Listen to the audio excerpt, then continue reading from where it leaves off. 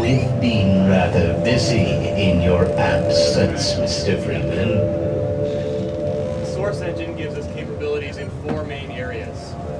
Believable and realistic human beings, graphics that were previously impossible outside a Hollywood movie studio, an integrated materials and physics system that create an unprecedented level of interactivity, and artificial intelligence that welds all these things together into an experience gamers have never had before. A huge number of details go into creating a character like the G-Man. His eyes glint based on a radiosity calculation of the local illumination. They self-shadow and follow you as you move. He has 40 separate muscles in his face, and his emotions are based on a taxonomy of facial expressions created by Dr. Paul Ekman, a research psychiatrist. This same system that gives him... Attention, Mr. Freeman. I'm only going to say this once. Allows him to speak. And he can do it just as easily in any other language as English. 那么，看来我们是没有合作的机会了。 The character technology gives us a broad emotional palette to draw upon. So you'll really hate your enemies in Half-Life 2, fear for yourself and your friends, and maybe discover a few new feelings along the way.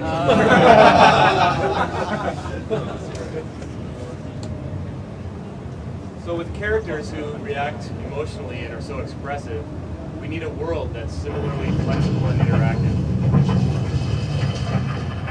The world of Half-Life 2 is very dynamic. Any surface can have its displacement map altered dynamically along with its collision hull. The world is also built out of materials.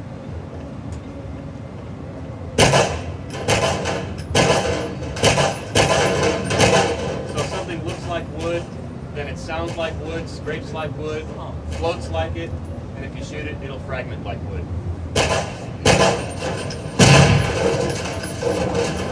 Materials in the physics system interact with each other, so a set of steel drums floating will behave exactly how you expect.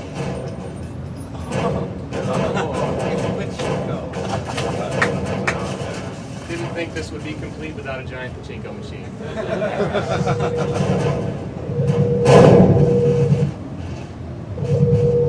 You can have constraint-based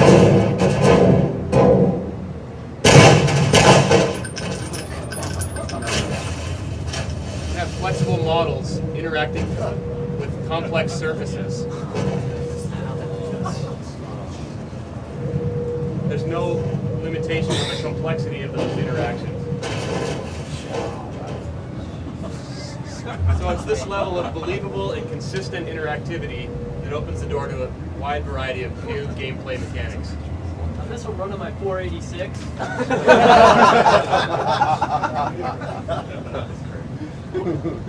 No comment. The graphics of the Source Engine are based around shaders, the same approach used to render movies like Toy Story and Monsters, Inc. The walls here are actually bump map subdivision surfaces. If you look closely at the water, you can see it refracts merged objects and properly incorporates a Fresnel term to modulate the surface reflectivity.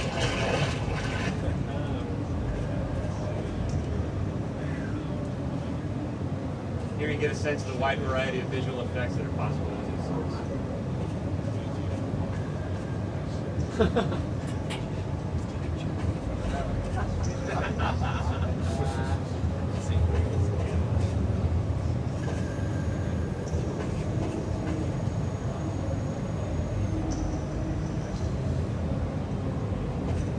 There aren't any arbitrary restrictions in the Source on how you can use these effects. For example, you can take one of them and apply them to a human character, effectively building them out of water.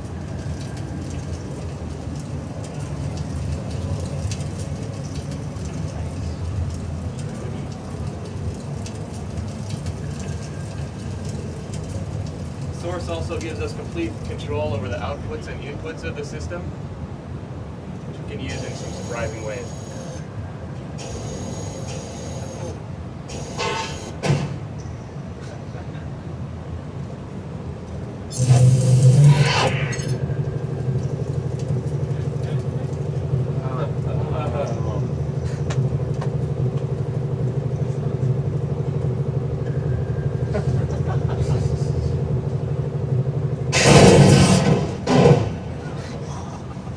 been our technology overview of the Source engine. Now let's look at Half-Life 2, the game.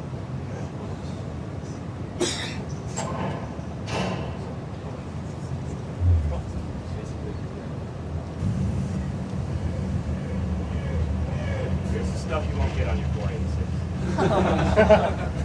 Does that mean I have to upgrade? Might be time. My spreadsheet ran so well.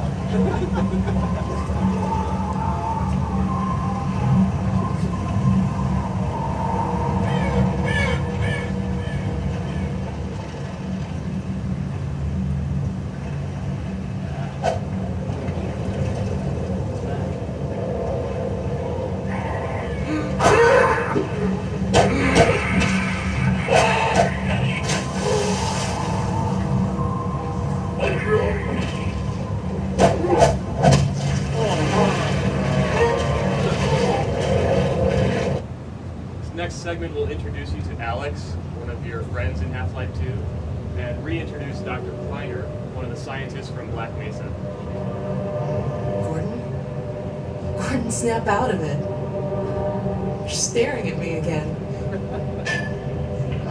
Warming up nicely. Are you sure you don't want me to swap out the polarizer? That's not necessary. Just checking for potential modular interference in the interstices. Conditions could hardly be more ideal. I hope so. I'm sorry, Gordon. I can't help thinking that this isn't going to work. We should have listened to my father and done it his way. It's just, this is the first time I've had any hope of really striking back at the Combine. And now we're sitting ducks unless we can get this thing running. Come on, Dr. Kleiner, is it going to work or not? No, there's nothing to be nervous about. Let's see. Massless field flux should self-limit, and I've clamped the manifold parameters to base, LG orbital. Oh, do be careful. We should just cut our losses. Listen. Scanners. That's it. We gotta get moving. Here, Gordon. Take this. Let's get out of here. This It's too late. Run! Oh, fine.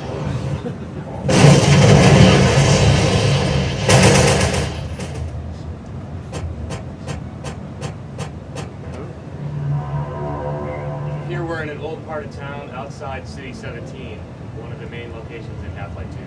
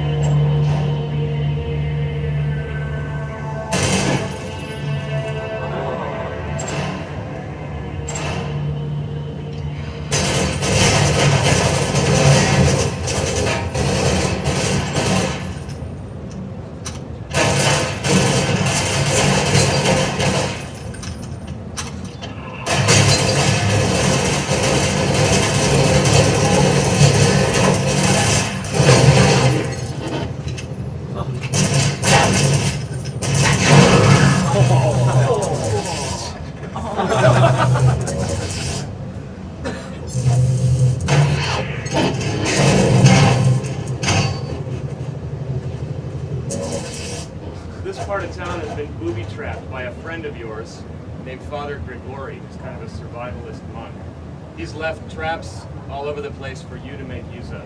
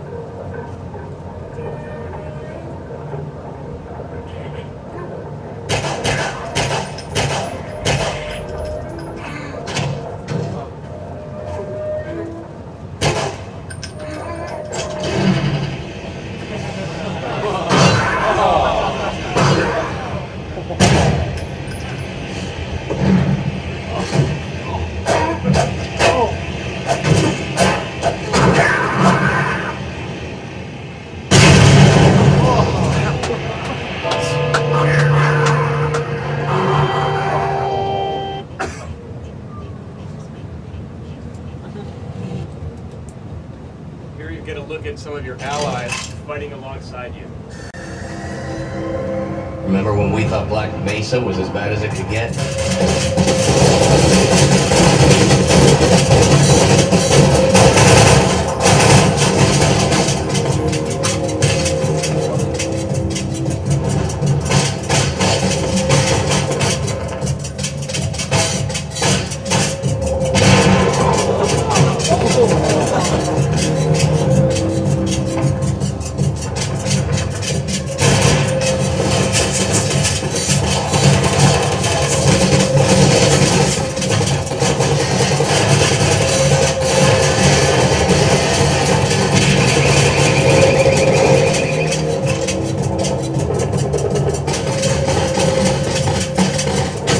Cover me, Gordon.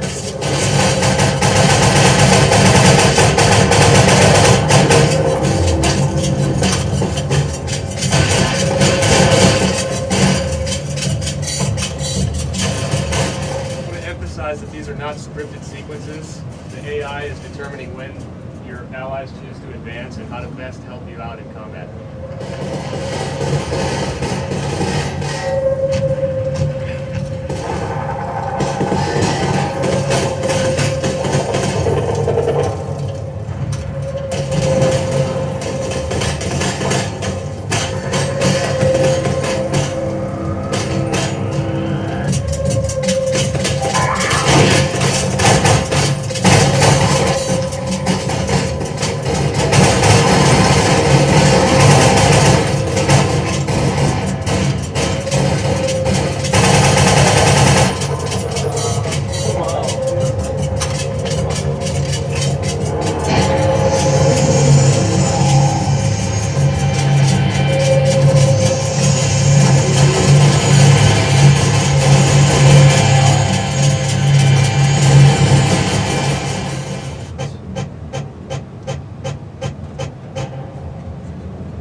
Allies in the game won't always be human. And in this segment, some of the less intelligent aliens have been fooled into thinking that you are one of their commanders. You have something that has the right pheromone on it, so these antlions will do what you tell them to.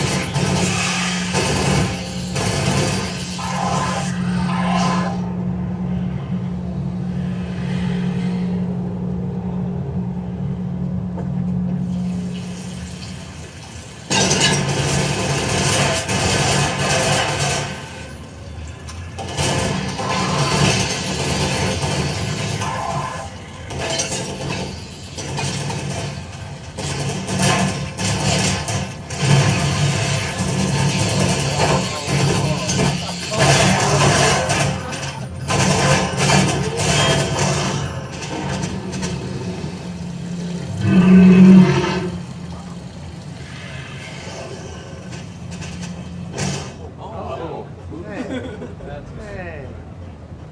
So there are quite a few wide open outdoor areas in Half-Life 2. And the combination of the physics system and the terrain system make for some pretty interesting gameplay.